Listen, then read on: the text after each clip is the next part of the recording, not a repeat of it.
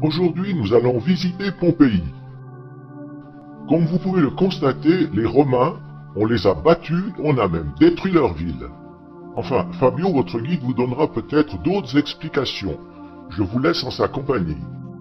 Il ne faut pas trop écouter Astérix, je crains qu'elle ait un peu oublié son histoire romaine. En fait, les Gaulois n'y sont pour rien. La destruction de la ville est due, comme vous le savez tous, en premier lieu à un tremblement de terre en 62 après Jésus-Christ, mais surtout à l'éruption du Vésuve en 79 après Jésus-Christ. Elle fut alors complètement ensevelie sous une pluie de cendres et de lapilli. En tant que témoin, c'est Pline le Jeune qui en fit la meilleure description. Ce n'est qu'en 1748, sous le règne des Bourbons, que les fouilles ont commencé, et ceci sans interruption jusqu'à nos jours. La ville était entourée d'une enceinte haute de 6 à 10 mètres, longue de 2600 mètres, percée d'une dizaine de portes. Elle comptait environ 15 000 habitants. Commençons notre visite par le vaste portique quadrangulaire avec des images de reconstitution.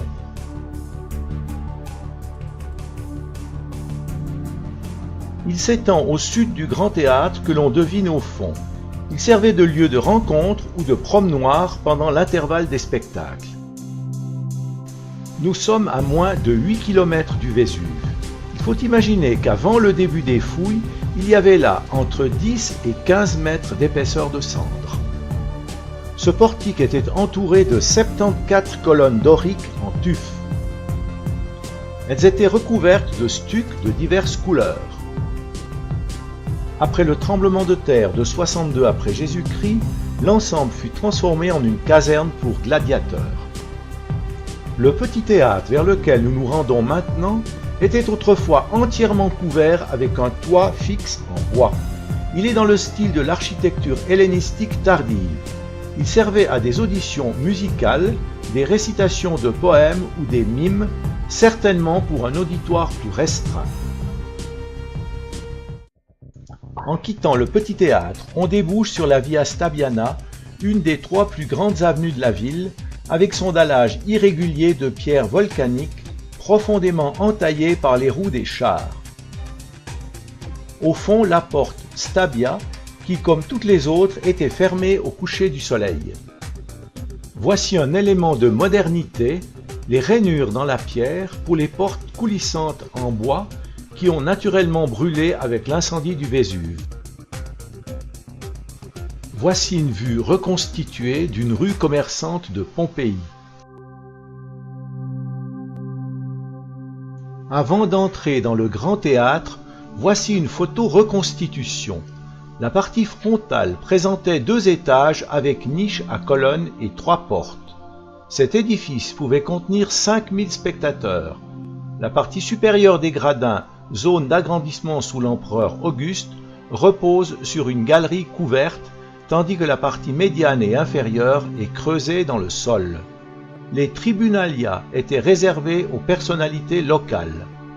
On accédait à la scène haute de 1 mètre par 2 petits escaliers. Depuis le couronnement du théâtre, on aperçoit les ruines d'un grand nombre d'immeubles.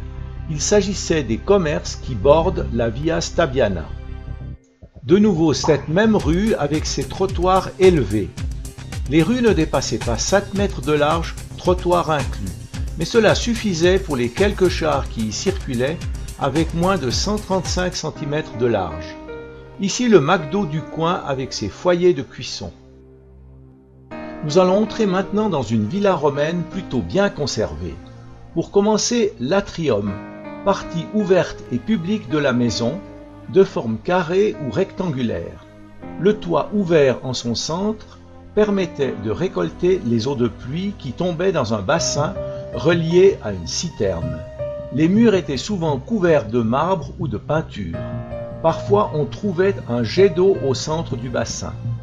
De chaque côté se trouvaient des pièces de réception. C'est ici que le maître reçoit ses amis, ses invités, les clients, et ensuite, éventuellement, on passe sa table par là. Dans la salle à manger, normalement, elle est là, dans le jardin. Et le jardin, regardez, s'appelle en latin péristyle. péristyle, qui veut dire des colonnes autour d'un jardin. Les jardins qui ont fait des fontaines mosaïques, statues. Et maintenant que je vous laisse du temps, une dizaine de minutes, pour marcher, faire des photos dans la villa, mesdames, vous allez jouer les péripatéticiennes. Si l'atrium a des origines romaines, le péristyle est grec. Il s'agit d'un jardin ceint d'un portique à colonnes qui apporte un grand luxe à cette demeure. Ce jardin est occupé par des essences différentes, des statues, des bassins et des jets d'eau. Les murs du péristyle sont souvent ornés de peintures, de même que ceux des pièces adjacentes.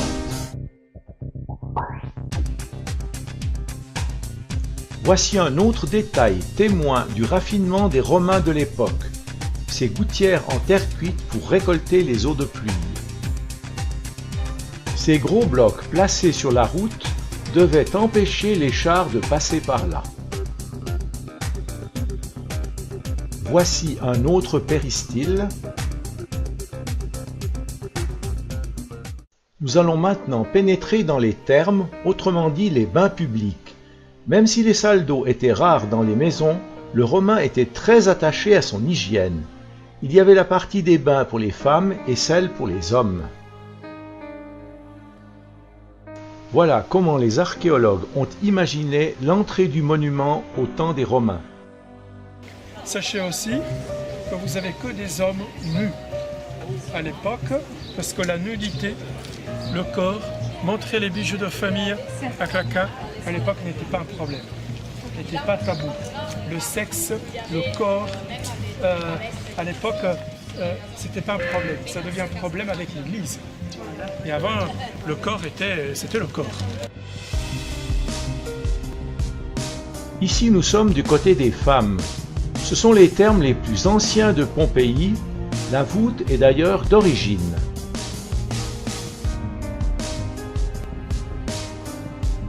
Le chauffage à air chaud passait sous le dallage du caldarium et du tépidarium, respectivement bain chaud et tiède. Le lupanar de Pompéi est un lieu très visité. Nous y voilà. Les femmes tombées enceintes, c'était à l'époque presque mortel. Et donc il avait les préservatifs déjà. Le sexe n'est pas tabou, n'est pas péché. Le péché n'existe pas à l'époque. C'est une invention des chrétiens, de l'Église, péché. Donc les gens allaient aux toilettes, au lupanar, voilà, sans honte. Les femmes aussi. Il y avait des jeunes filles pour les femmes, des beaux jeunes hommes pour les femmes. Par exemple, les femmes payaient très cher la nuit passée avec les gladiateurs. Ils monnayaient au maximum leurs équipes en donnant la possibilité aux femmes très riches de passer la nuit avec les gladiateurs, mais il fallait bien payer. C'était l'assurance vie alors. Et regardez le symbole phallique, symbole de prostitution, mais aussi talisman, porte-bonheur pour éloigner le mauvais sort et le mauvais œil.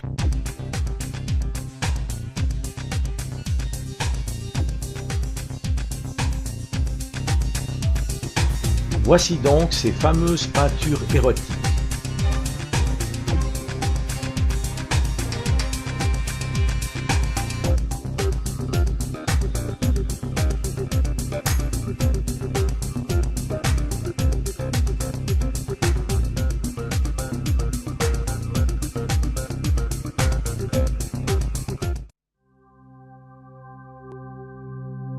Ici l'une des 42 fontaines publiques. Peu de villes peuvent se vanter d'en avoir eu autant. Là, une laverie publique. Que de chemin parcouru par rapport au nôtre. Avec même encore des restes de tuyaux en plomb. Une cuisine avec son four. Voici deux artères d'importance différente.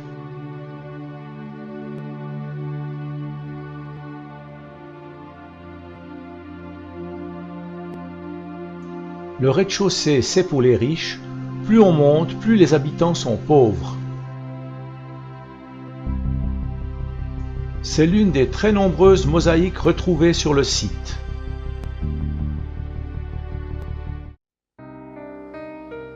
Notre visite se terminera par la place du Forum. Comme jusqu'ici, la photo actuelle est celle de la reconstitution. Comme la place était piétonne, on avait placé de gros obstacles sur la route pour interdire l'accès aux charrettes. Chaque cité romaine avait son forum, où se trouvaient les principaux édifices publics et où avaient lieu les cérémonies importantes. Celui de Pompéi, de 38 x 140 mètres, était pavé de dalles de travertin. Les monuments les plus importants sont à l'ouest le temple d'Apollon, au nord celui de Jupiter et au sud la basilique.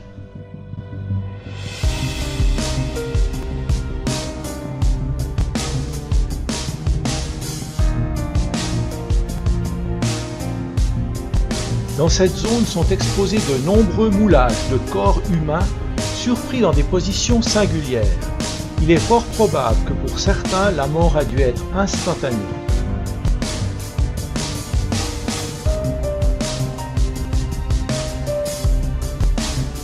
Voici les explications de Fabio, notre guide. Encore une fois, vous avez les cendres qui tombent ici. Les gens morts asphyxiés par les gaz toxiques. Les cendres se sont attachées au corps et se sont solidifiées. Ensuite, la chair s'est décomposée et donc vous avez dans l'épaisseur de cendres la forme du corps, le négatif. Ils ont coulé du plâtre liquide dedans, ils ont ressorti les corps, tout simplement. Oui.